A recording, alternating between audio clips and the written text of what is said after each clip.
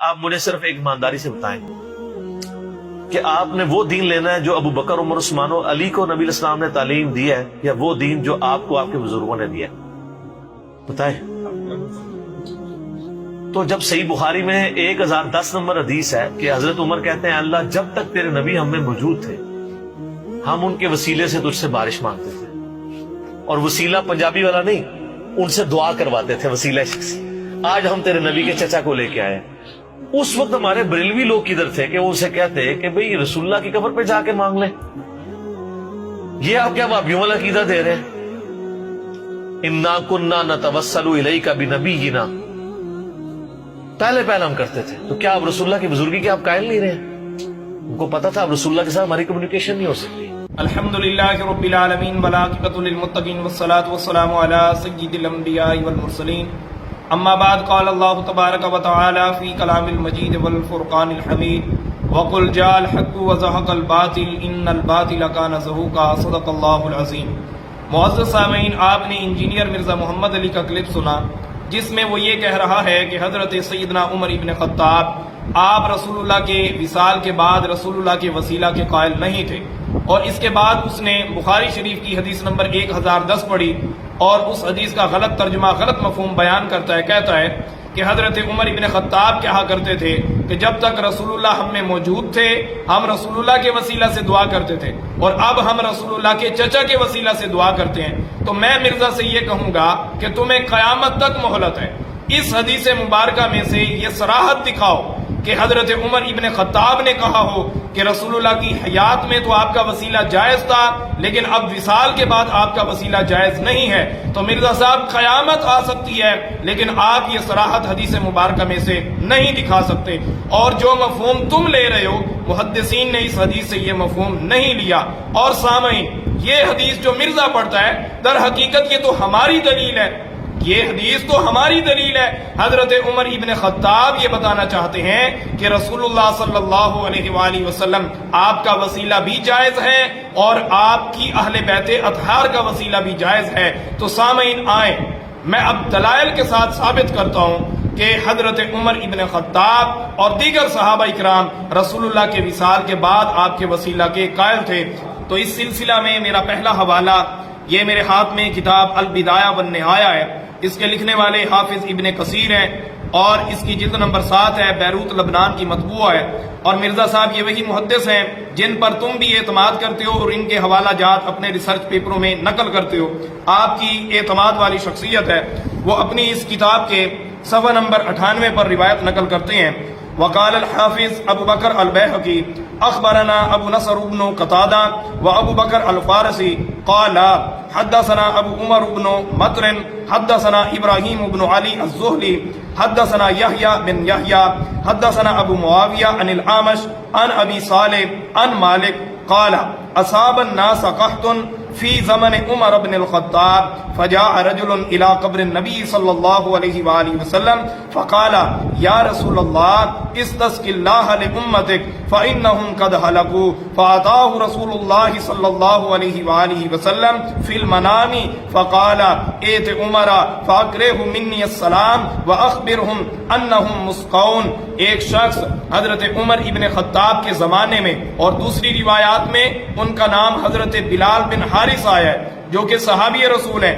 جب حضرت عمر کے زمانے میں قحط پڑ گیا اور حضرت بلال بن حارث رسول اللہ کی قبر انور پر حاضر ہوئے اور عرض کرتے ہیں یا رسول اللہ دعا کیجئے اللہ بارش عطا فرمائے، تو رسول اللہ نے انہیں خواب میں زیارت کروائی اور فرمایا کہ عمر کو میرا سلام کہو اور اس کے بعد انہیں خوشخبری سناؤ کہ ان قریب تم صراط کیے جاؤ گے۔ تو اسی طرح صحابی رسول نے کیا، رسول اللہ کے حکم کی تعمیل کرتے ہوئے حضرت عمر کی بارگاہ میں حاضر ہوتے ہیں اور یہ سارا ماجرا سناتے ہیں۔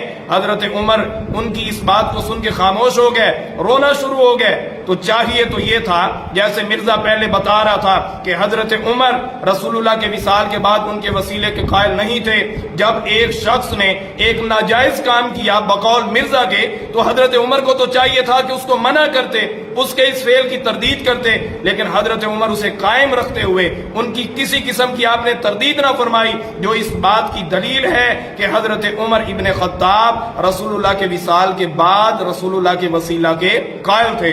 تو سامعین، اس سے آگے یہ میرے ہاتھ میں کتاب الادب المفرد ہے. الادب المفرد مرزا صاحب اور امام بخاری رحمۃ اللہ علیہ کی کتاب ہے الادب المفرد. اس کتاب میں روایت کا نمبر 963 ہے.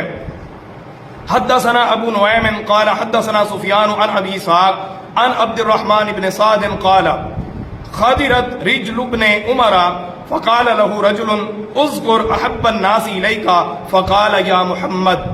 رستے پر چلتے ہوئے حضرت ابن عمر رضی اللہ تعالیٰ عنہ، پہلے حضرت عمر ابن خطاب کی روایت پیش کی، اب انہی کے بیٹے حضرت ابن عمر، اور لکھنے والے بھی امام بخاری ہیں، الادب المفرد ہے، امام بخاری نقل فرما رہے ہیں.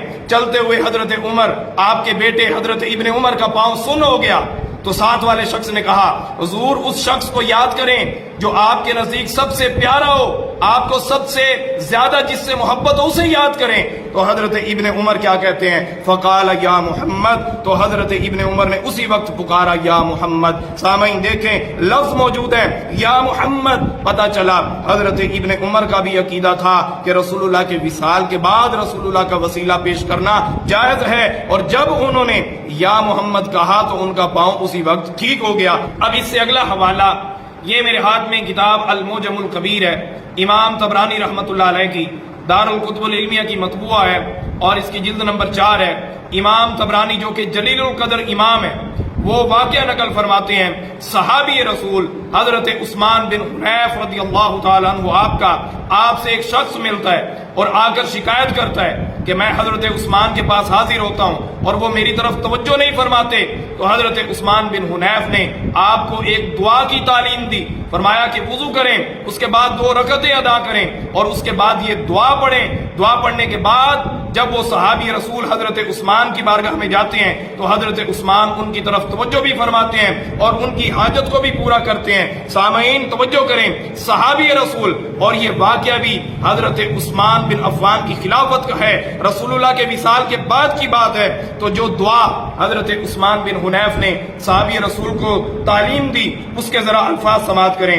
ثم قل اللہم انی اسألک واتوجہ الیک بنبینا محمد صلی اللہ علیہ وآلہ وسلم نبی الرحمہ یا محمد انی اتوجہ بک الی ربی فتقضی لی حاجتی. سامعین دیکھیں دعا یاد کروانے والے صحابی ہیں حضرت عثمان بن حنیف ہیں، اور دعا میں جو لفظ ہیں وسیلہ رسول اللہ کا پیش کیا جا رہا ہے اور رسول اللہ کا نام لے کے صحابی رسول وسیلہ پیش کر رہا ہے. کہتے ہیں یا محمد انی اتوجہ بک الی ربی فتقضی لی حاجتی. جب انہوں نے یہ دعا کی اور حضرت عثمان کے پاس گئے آپ نے توجہ بھی فرمائی اور اس کی حاجت کو پورا بھی کیا. سامعین پہلے حضرت عمر ابن خطاب، اس کے بعد ان کے بیٹے حضرت ابن عمر، اور پھر اب صحابی رسول حضرت عثمان بن حنیف جو کہ اس بات کی تعلیم دے رہے ہیں کہ وسیلہ پیش کرو رسول اللہ کا، اور بات بھی رسول اللہ کے وصال کے بعد کی ہے. مرزا کہہ رہا تھا بابوں والا دین نہ لو، صحابہ والا دین لو. مرزا صاحب ہمارے بابوں کا وہی دین تھا جو صحابہ اکرام کا دین تھا، وہی دین ہمارے بابوں کا تھا جو رسول اللہ نے صحابہ اکرام کو عطا فرمایا. پتہ چلا بعد از وصال وسیلہ رسول پیش کرنا یہ کوئی ہمارے باپوں نے بات نہیں گھڑی، یہ رسول اللہ کے صحابہ کا عقیدہ ہے. تو سامعین آئیں اس سے آگے، اب میں آپ کے سامنے سارے مدینہ کا عمل اور ام المؤمنین حضرت سیدہ عائشہ صدیقہ آپ کا عقیدہ آپ کے سامنے پیش کرتا ہوں. یہ میرے ہاتھ میں سنن الدارمی ہے، لکھنے والے جلیل القدر امام دارمی رحمت اللہ علیہ ہیں. آپ اس کتاب کے صفحہ نمبر 133 پر، اور اس میں روایت کا نمبر 93 ہے، نقل فرماتے ہیں حدثنا ابو النعمان حدثنا سعید بن زید حدثنا عمر بن مالک النکری حدثنا ابو الجوزاء قال قحط اہل المدینہ قحطا شدیدا فشکوا الی عائشہ فقالت انظروا قبر النبی صلی اللہ علیہ وآلہ وسلم فاجعلوا منه قوا الى السماء حتى لا يكون بينه وبين السماء سقف قال ففعلوا فمطرنا مطرا. سامعین اب ذرا توجہ سے سنیے گا.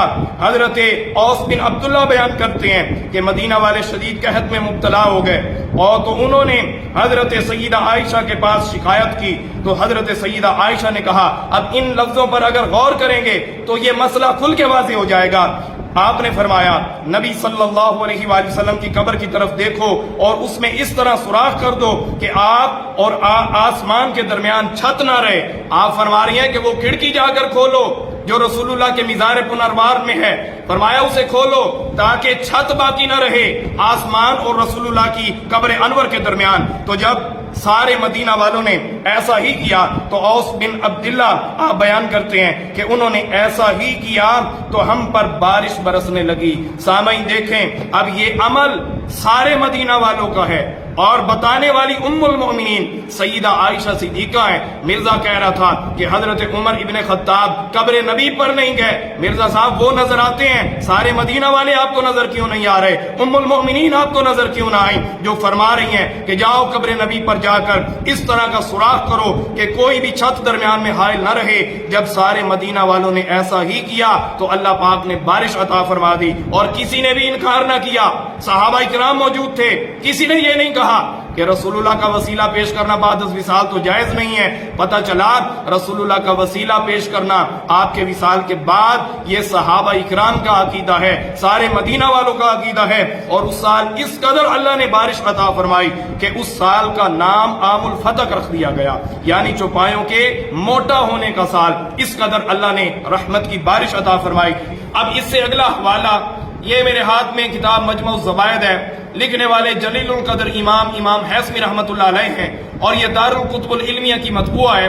اور اب یہ اتنا بڑا حوالہ میں پیش کرنے لگا ہوں کہ اس کے پیش کرنے کے بعد حق منصف مزاج لوگوں کے سامنے واضح ہو جائے گا، کیونکہ اب میں وسیلہ بعد از وصال خود رسول اللہ سے ثابت کرنے لگا ہوں۔ سامعین، اس کتاب میں روایت کا نمبر 15399 ہے۔ جب حضرت علی المرتضیٰ رضی اللہ تعالی عنہ آپ کی والدہ حضرت فاطمہ بنت اسد رضی اللہ تعالی عنہ رسول اللہ کی چچی آپ کا انتقال ہوا، رسول اللہ اپنی چچی حضرت فاطمہ بنت اسد کی قبر انور میں لیٹ گئے اور لیٹ کر آپ کی مغفرت کی دعا کرتے ہیں۔ اور اب دعا کے الفاظ ذرا سنیے، رسول اللہ عرض کرتے ہیں بے حق نبی کا والانبیاء الذین من قبلی۔ سامعین توجہ کیجئے، رسول اللہ فرما رہے ہیں، رسول اللہ کی زبان اقدس سے لفظ نکلے ہیں بے حق نبی کا والانبیاء الذین من قبلی۔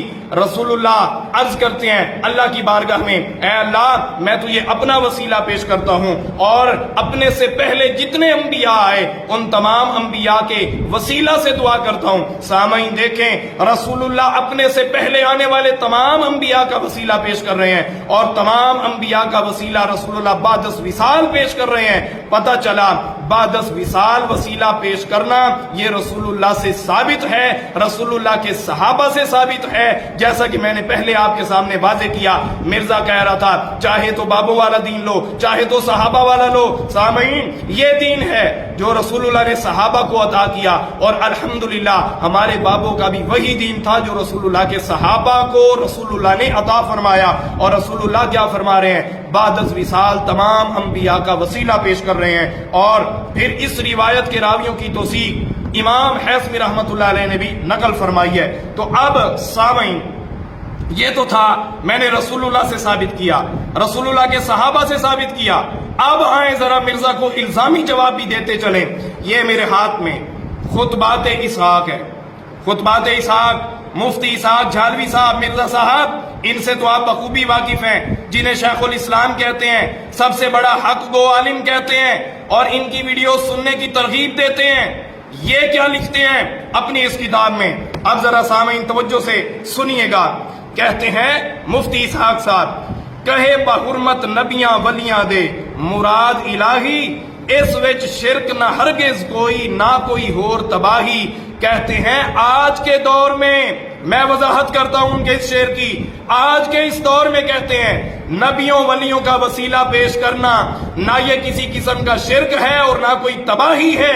مرزا صاحب چلو ہم نے تو دین بابوں والا لے لیا، یہ آپ کے بابے نے دین کہاں سے لیا ہے؟ اب ذرا جرت کریں، ریکارڈ کروائیں، ان کے خلاف بھی کوئی ویڈیو ریکارڈ کروائیں کہ انہوں نے بھی جو دین لیا ہے وہ بابوں والا ہی دین لیا ہے۔ اس پر کیا فتویٰ لگائیں گے؟ لیکن مجھے پتہ ہے آپ مر سکتے ہیں لیکن ان پر فتویٰ نہیں لگا سکتے. ان پر فتویٰ لگانے سے کیونکہ آپ کے کذب کی ساری امانت گر جائے گی. پتہ چلا بعد از وصال وسیلہ پیش کرنا رسول اللہ سے بھی ثابت ہے, رسول اللہ کے صحابہ سے بھی ثابت ہے, اور الحمدللہ میں نے اپنے سامعین کے سامنے اس مسئلے کو واضح کیا, اور اس شخص کا انشاءاللہ علمی و تحقیقی تعاقب جاری رہے گا. وما علیہ الا البلاغ.